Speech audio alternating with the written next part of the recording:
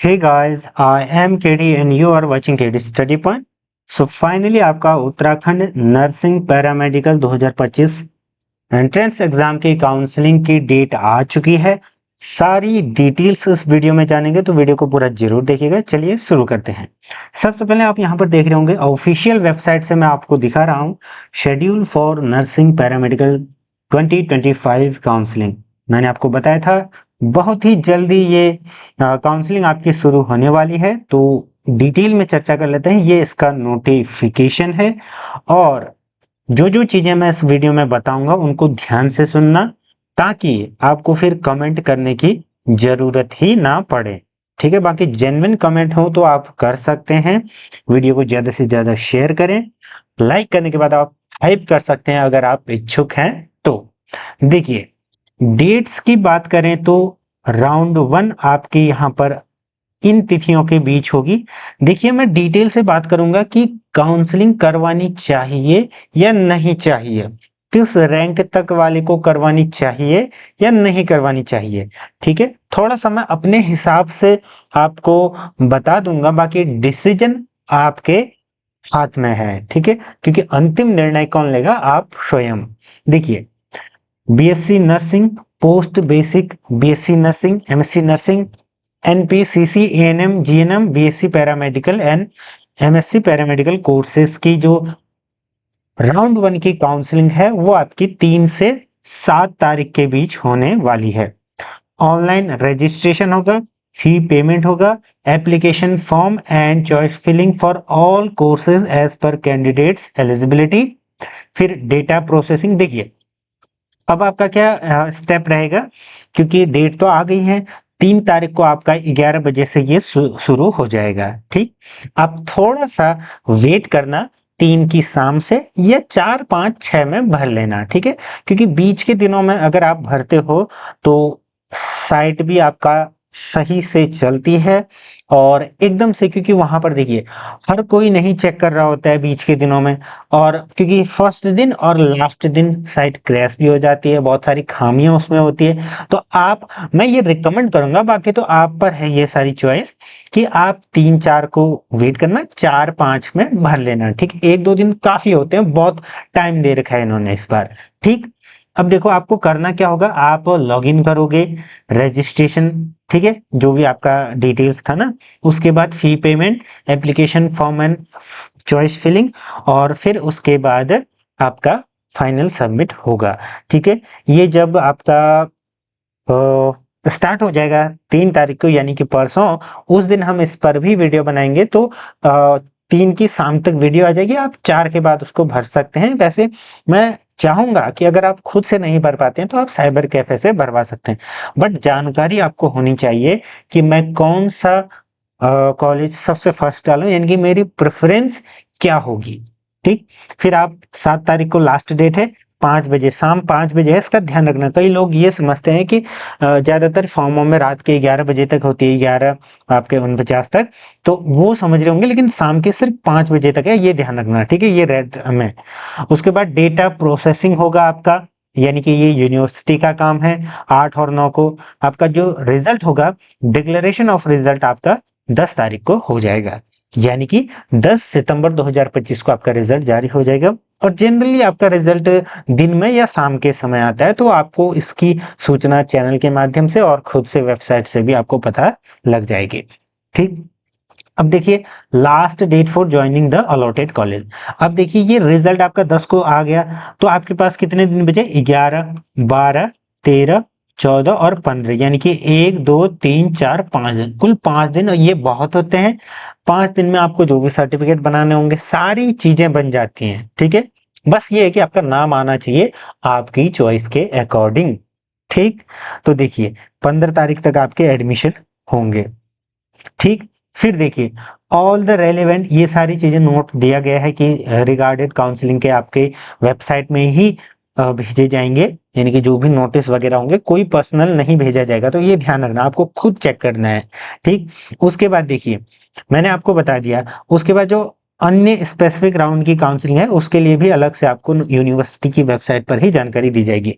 ये मैंने आपको बता दिया कि ये क्या क्या शेड्यूल है। अब महत्वपूर्ण बात आती है कि काउंसलिंग करवाएं या न करवाएं। देखिए, उससे पहले मैं थोड़ा सा कुछ चीजें आपको दिखा देता हूं।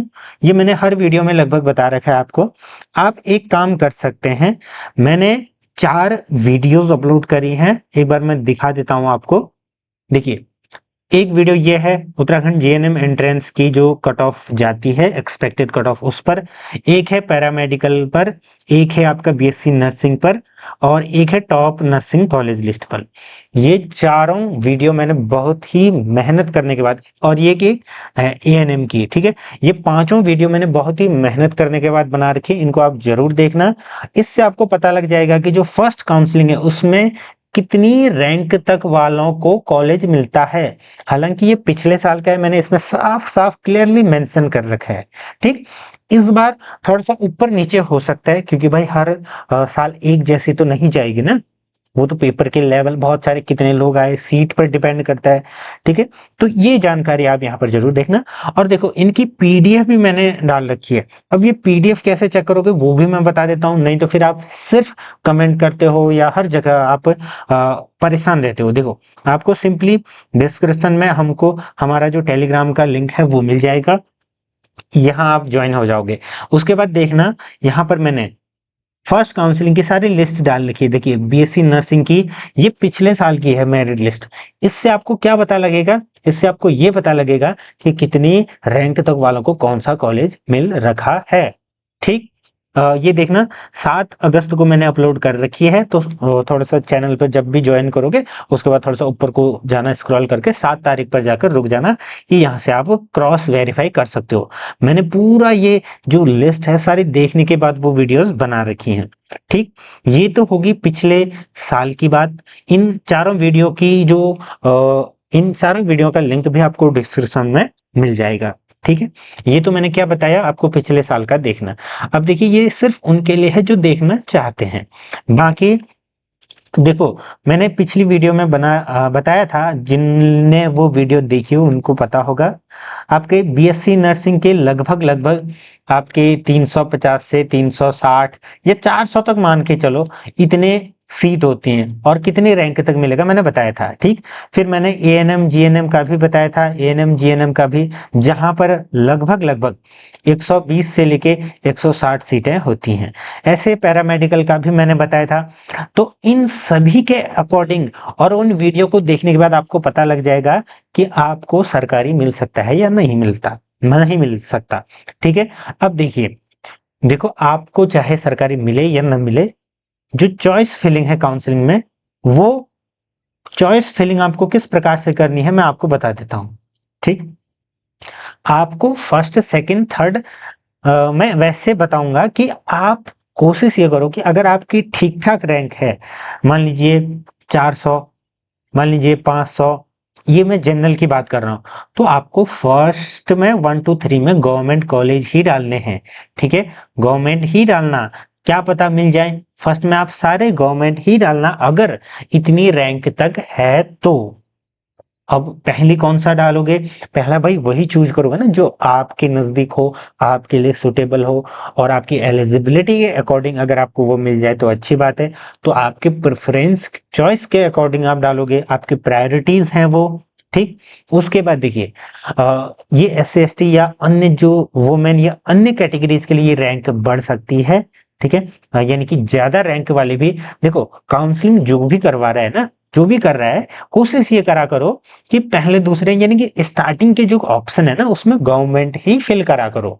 क्यों, मान लीजिए आपकी किस्मत अच्छी है, अगर मिल गया तो अच्छी बात है, अदरवाइज आपको जो नेक्स्ट वाला होगा, इसके बाद नेक्स्ट जो आप प्राइवेट कॉलेज डालोगे जो आपका नजदीक होगा, वो आपको अलॉट हो जाता है। काउंसलिंग का यही जो है, काउंसलिंग की प्रक्रिया ही यही होती है।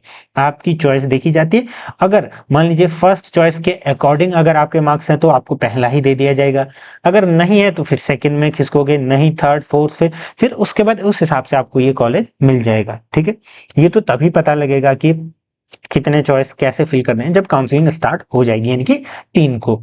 ठीक, दूसरा, मैं आप सभी से ये चीज पूछना चाहता हूं कि आप लोग जो ये कह रहे हो, और ये आपने एंट्रेंस दिया क्यों है, कोर्स करने के लिए दिया है। अगर आप जेन्युइन कोर्स करना चाहते हो, फैमिली कंडीशन भी सही है, तो आप काउंसलिंग जरूर करवाएं भाई। अभी तक आपने 1500, 2000, 3000 जितनी भी इसकी फीस थी उतनी आपने दी है, तो अभी थोड़ा सा आपको फीस और देने में क्या हर्ज हो रहा है, ठीक है। रैंक अगर आपकी प्लस माइनस, इवन मैं ये कहूंगा कि जिनकी 500, 700, 1000 भी है अन्य कैटेगरीज की, वो भी काउंसलिंग करवाओ। हाँ, लेकिन जैसे जनरल के हो और आपकी 1000 रैंक है तो फिर कोई मतलब नहीं है, अगर आपको सिर्फ और सिर्फ गवर्नमेंट ही चाहिए तो। अगर आपको प्राइवेट कॉलेज भी चल सकता है स्टेट कोटा के तहत। देखिए, अगर आप काउंसलिंग करवाओगे, आपके नंबर अच्छे हैं, तो स्टेट कोटा प्राइवेट भी मिल सकता है जहां पर फीस कंपेरेटिवली कम होगी, ठीक है। तो ये चीजें अगर आप करना चाहते हैं जेन्युइनली, तो आप काउंसलिंग जरूर करवाएं। देखिए, मैं यूट्यूब में वीडियोस देख रहा था, बहुत सारे लोग कह रहे थे कि आप काउंसलिंग मत करवाओ। देखिए, काउंसलिंग का मेन क्या है, मतलब है कि आप कॉलेज मिले।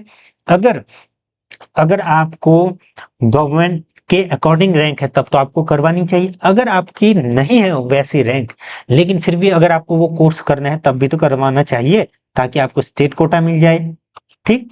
अब देखिए, एक चीज मैं आपसे ये पूछना चाहूंगा, ये मैं बता भी सकता हूँ कि इसकी भी क्या गारंटी है कि अगले साल आप गवर्नमेंट सीट प्राप्त कर लोगे।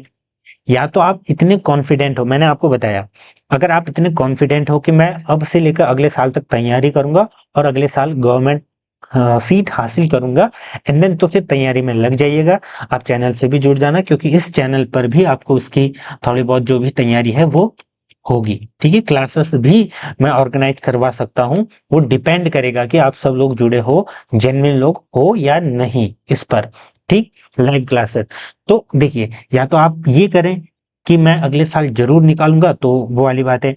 लेकिन अगर आप की हालत यही है, सिर्फ मैं अपने ग्रुप में देख रहा था, वहां पर बस डिस्कशन चल रहा है, फ्री का डिस्कशन चल रहा है, फालतू की चीजें, अगर वही टाइम आप यूटिलाइज करके पढ़ने में लगाते तो आज आपके 50 क्रॉस मार्क्स होते, 60 मार्क्स होते, और फिर आप ये कह रहे होते कि मुझे भी गवर्नमेंट मिल सकता है।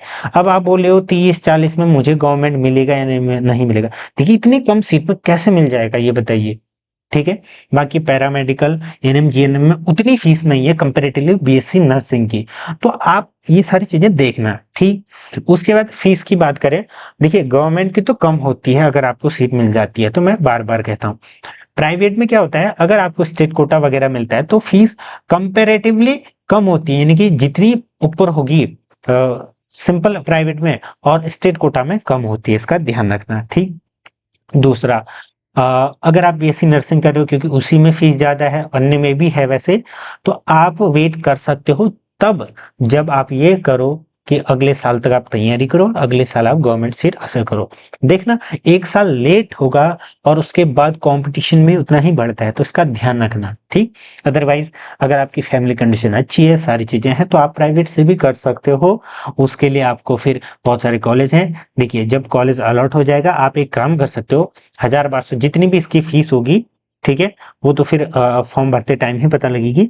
फिर उसके बाद देखिए, काउंसलिंग में अगर आपको कॉलेज मिला तो ठीक, अदरवाइज आप स्किप भी कर सकते हो, क्योंकि इतने पैसे तो आपने वैसे भी खर्च कर लिए। और अगर आप ठीक ठाक कंडीशन वाली फैमिली से हो तो आप प्राइवेट से भी कर सकते हो। ये सब आप पर है, ये सारे निर्णय कौन लेगा, ये आप लोगे, ठीक।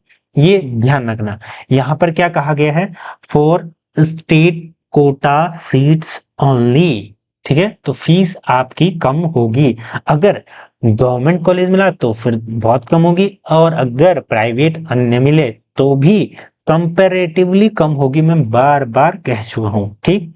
आई होप कि मैंने सारी चीजें आपको बता दी। अब मेन चीज ये है कि आप पर डिसीजन लेना, उन वीडियोस को देख करके आप खुद निर्णय लेना, और ये काउंसलिंग के बारे में यहाँ पर ये डेट वगैरह ध्यान में रखना। अगर आपका खुद से फॉर्म भरा जा रहा है तो ठीक, नहीं तो आप साइबर कैफे से ये भर सकते हैं, ठीक।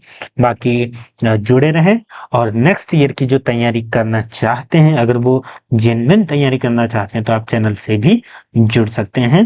बाकी हमारा एक टेलीग्राम ग्रुप भी है, वहां जुड़ सकते हैं।